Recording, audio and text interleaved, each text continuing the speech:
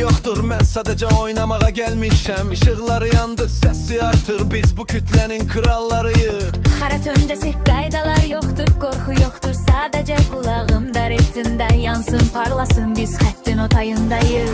Bu gecə ağlımı itirəcəyəm, Şəhər yanırmış kimi rəqs edəcəyəm.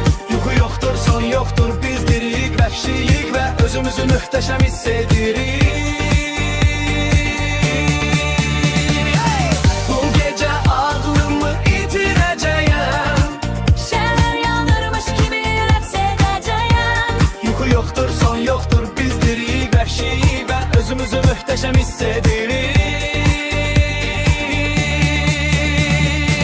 Tullan səsi dayandırma, qoy ürəyin dövrə vursun. Hər hərəkət, hər ritm gecəni tamamlayır. Körpü gözlərimizdə işıqlar, maskaya ehtiyac yoxdur. Dünya sabaha qədər gözləsin biz bu gecənin əfsanələri. Bu gecə ağlımı